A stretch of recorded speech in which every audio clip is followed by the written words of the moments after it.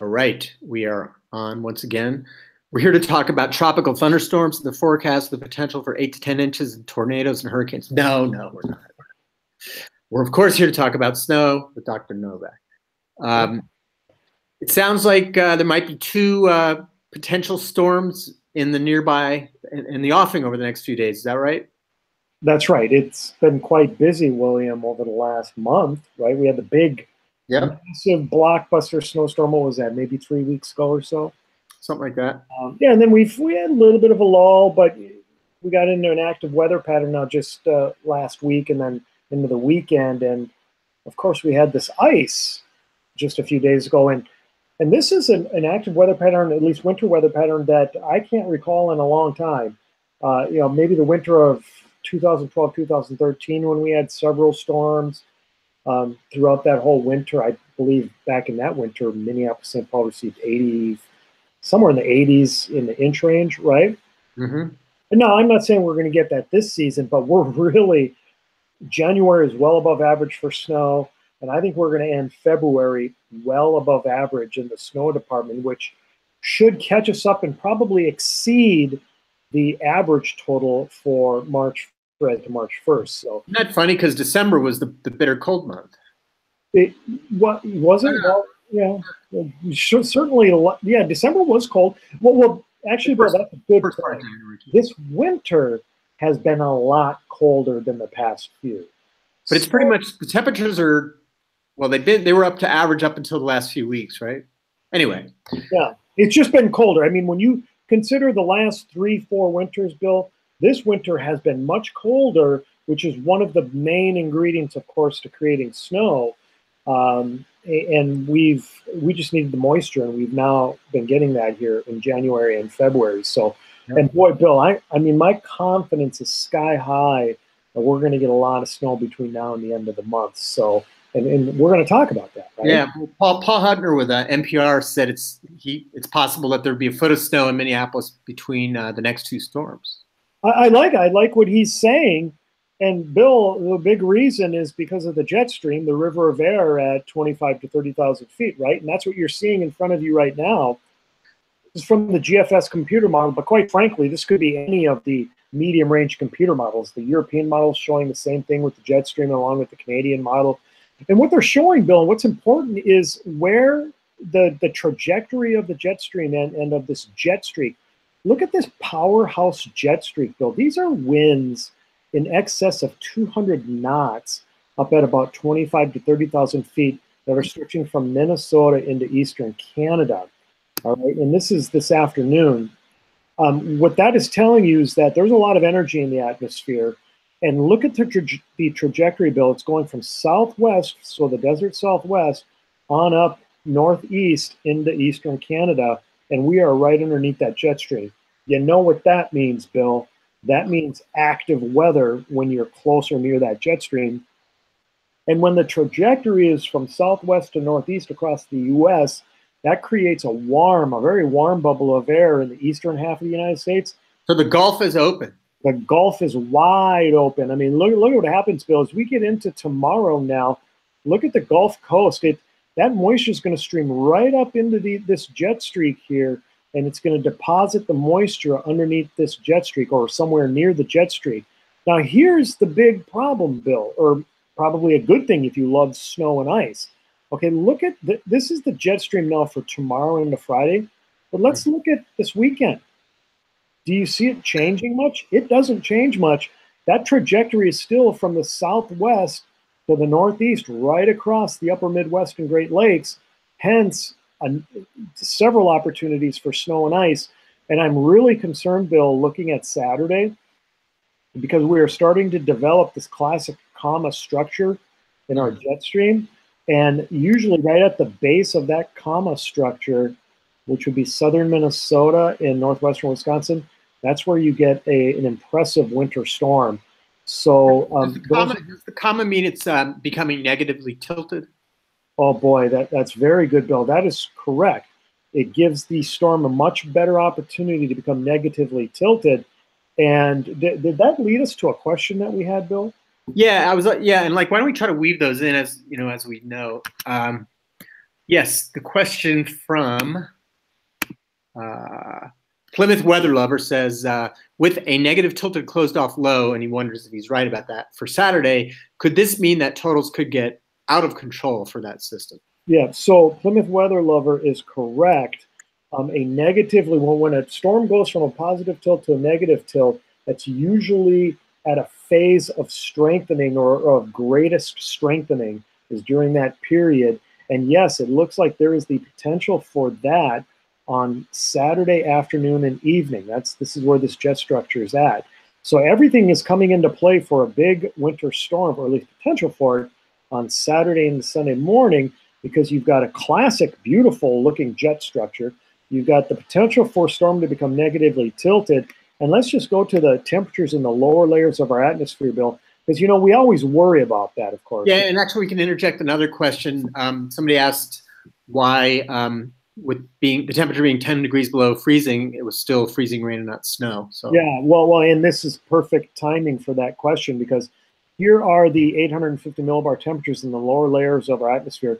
This is the GFS computer model, right? And we're looking for that light blue line, which is where the 0 degrees Celsius isotherm is located. And look where it is on Saturday evening. It's dangerously close to the Twin Cities metro. So the potential for ice to mix in, or even rain, into this storm on Saturday and the Sunday morning is real. And we're going to need to watch out for that. In fact, let's just even go back to Thursday, because, of course, we got a snow system coming in tomorrow. And look at how close that 0 degrees Celsius isotherm is located. You know, it's as far north as Rochester on tomorrow evening. So, you know, there is potential that even in the Twin Cities, we could get a mix, which would keep down snow totals a little bit. And I also like to go over to the European computer model, of course, and I think that actually gets us to another question, Bill. Yeah, but QPF. Let's go to we're going to zoom into the north central portion of the United States. And these are 850 millibar temperatures. Now, let's take a look at Thursday, okay? This is Thursday evening. Here's the Twin Cities metro, all right? Here is the 0 degree isotherm on the European computer model. It keeps it a little bit further south on Thursday, okay? So let's even look at midnight on Thursday. There's that 0 degree isotherm. It doesn't move as far north as what the GFS computer model paints, nor as far north as the NAM computer model, which puts that 0 degree isotherm very dangerously close to the Twin Cities. But what I'm trying to tell you is that if the European model is correct, then it's likely that tomorrow's system is going to be all snow over the Twin Cities. Now let's go and look at Saturday, Bill. This is Saturday. Let me ask you this other question while you're talking about the models too. As you can weave this in. Question was from Anonymous. He says, read the National Weather Service forecast discussions, and you can get a feel for. Oh, wait a minute. Sorry, that's not what I wanted to ask. You're killing me, Bill. You're killing me. No, I'm throwing myself. We usually do this earlier in the day. So Big Daddy says all models are saying snow for both Thursday and Saturday, but with different QPF, thus different snow amounts. Do you just go with one model to make your forecast, or do you throw outliers out, or do you blend them all to come up with your forecast for your clients? Yeah, that's a great question. It depends on how much time you want to go into forecasting, right, Bill? The truth is that if you want to be a lazy forecaster, you just pick one. You just pick one model and you go with it, right? And I'm going to tell you what, Bill, there are a lot of lazy people out there. There just are. Sometimes I'm lazy too, I'll admit it. But if I really want to dig deep, and usually, especially during winter storms, I love trying to dig deep. If I really want to dig deep, yes, I'm going to look at all the computer model guidance. And I'm going to blend them. And yes, Big Daddy's correct. If there's an outlier, I usually do throw it off, off to the side. Now, I don't totally disregard it, because often if you put an outlier with the ones that are kind of all in line with each other, it sometimes lands in between, right? Or at least a little bit towards that outlier. But yeah, I mean, I rarely ever go with an outlier. So that was a great question. And this storm, not only for tomorrow, but for this weekend, yes, I'm going to be blending as many computer models as I possibly can. And now that leads us to this European computer model forecast, Bill. This is now Saturday evening. Now remember that tomorrow it had that 850-degree isotherm right kind of where they've got it on Saturday too, which means that very little is moving in our atmosphere because that jet stream is just sitting in place. Same spot. It's sitting in the same spot, which means that the temperatures across the United States, not only in the lower levels, but maybe even in the upper levels of the atmosphere, are kind of sitting in place, which means if you got snow on Thursday, you're probably going to get snow on Saturday. And here's what's very interesting as we look at the snow potential. Now, this is the European computer model, okay? And this is up to Friday morning. Let's clear out the drawing here. The European computer model dumps about 3 to 5 inches of snow over the Twin Cities metro. I'm buying that. I think that seems pretty reasonable. And of course, here's that sharp gradient. You know, we always get sharp gradients with snows, or at least usually do, right? And here it is, Mankato to Red Wing to Rice Lake, Wisconsin. There's that gradient on Thursday. South of there, you're going to get ice, okay? Probably a freezing drizzle, some sleet, all that good stuff. North of there, snow. Now, let's take a look at the total snow by Sunday morning now. And that's adding, is that adding? So that's adding the two snows together, Thursday and then Saturday. Here's the Twin Cities metro. Look over here. This is your... Yeah, 10 to 12. Okay. Yeah, you're talking 10 to 12 inches plus of snow in and around the Twin Cities with a bullseye, basically the axis of heaviest snow from just north of Mankato, from probably Wilmer, Minnesota, through the northern Twin Cities metro on northeast to Duluth. All right, look at northwestern Wisconsin. We're talking well over a foot of snow. The Birkebeiner going on up in northwestern Wisconsin this weekend. Absolutely perfect conditions for the Birkebeiner, and they deserve it because they had to cancel it last year. So I'm excited for the people up there in northwest Wisconsin because they're going to have a bonanza for the Birkebeiner this weekend. But anyway, this is some pretty serious snow over the next 3 to 4 days across the heart of Minnesota, including the Twin Cities metro. Now, we're looking at short-term model guidance now, Bill. This is the hot off the press. This is the NAM-NEST computer model guidance. And this is just for tomorrow's system into Friday morning, okay? There's that cutoff. Yep, there's that cutoff. So Rochester, not going to see much, probably some ice down there. But yeah, from Mankato to Red Wing to about Rice Lake, Wisconsin, anywhere north of that line, you can expect 3, 4, 5 inches of snow. This guidance is even showing some heavier snows in the North Metro of up to 6 to 8 inches.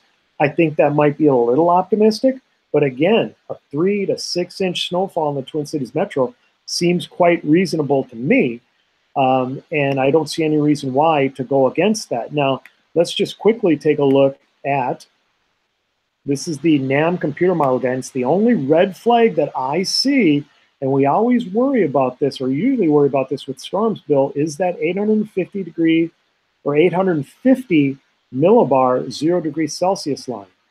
Here it is Thursday evening, so tomorrow evening. Here's the Twin Cities. Look how close the NAM computer model guidance has that 0 degree isotherm line. It's got it right on top of the Twin Cities. Yep. So if we were to have a red flag, Bill, that would be it for tomorrow evening. I don't think there's any doubt that there's going to be significant precipitation across the Twin Cities metro, across all of southern Minnesota, northwestern Wisconsin. It's just in what form is that precipitation going to be in?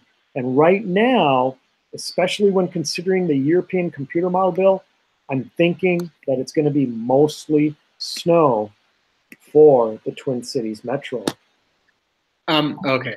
There's another question I could throw in here. Okay, yeah, go for it if you got it ready. Yeah, it's Dyson Guy wants to know, are we going to have wind? Is there going to be drifting potential? And we did talk about sharp cutoff snow totals. Yeah, so usually with snows, as we mentioned, Bill, there are cutoffs, and some of them are extremely sharp. And I do expect a fairly sharp cutoff to the snow here, especially on the southern end of this snow system for Thursday. By the way, this is my expectations for snowfall for the next 24 hours from noon tomorrow to noon Friday. All right, I've got the bullseye of the snow from about St. Cloud to Duluth with the Twin Cities metro included in on that heavy snow area. And again, that's 4 to 6 inches plus. All right, and I'm pretty certain that the majority, if not all, of the Twin Cities will at least get a 2 to 4 inch snowfall. Now, as far as wind is concerned, I'm not very concerned at all about wind with this storm system for Thursday and early Friday. But that storm system on Saturday, because it becomes negatively tilted and has the chance to explode more in our atmosphere, yes, I'm concerned about wind when we get into Saturday. And in fact, I'm so concerned about Saturday that I've already, on my travel impact graph, you probably see it right now, Yeah. I've got a high likelihood that you're going to need to alter your travel plans from about the northern Twin Cities metro on north to Duluth and northwestern Wisconsin on the south shores of Lake Superior. Because they've already had big snows up there over the last couple of days, and they're going to get another foot of snow at least up there over the next 3 days. So, long story short, when you start traveling into northwest Wisconsin and the arrowhead of Minnesota, they'll be talking 2 to 3 feet of snow here over the last week. That's a lot of snow. And I'm getting pretty close to extending this high risk area southwest into the Twin Cities. For Tom, if I wrote you a check, would you be willing to change that? Would you be able to move it down? Well, I mean, I'm really confident on this, Bill. I mean, the only red flag I see, of course, are the temperatures in the lower layers of the atmosphere, and that has often screwed things up for us, right? Yeah. But it just seems like it's our season here. We had a slow December, but we're now starting to make a comeback. And once you're in a pattern, Bill, it's hard to break. Yeah. And we are in a stormy and cold weather pattern. So my money is on big snows, not only tomorrow, but then especially Saturday in the early Sunday. One last question. Somebody asked, well, Dyson guy asked, will there be much drifting? Doesn't sound like it's going to be that powdery, right? No. Especially when you start getting into late February and early March, now the snows usually are wetter. They're a wetter, more compact, concrete-like snow. And I would expect that to be the case for tomorrow and especially Saturday. Yep. Very good. All right, William. A lot of people should be pretty happy, the snow lovers anyway. I think so. Should be well above average, or at least above average in the snow totals by the time we get to March 1st. Sounds good. All right, William. You take care, buddy. Thanks for all the questions, people out there. Yes, thank you. Yeah. Take care. All right.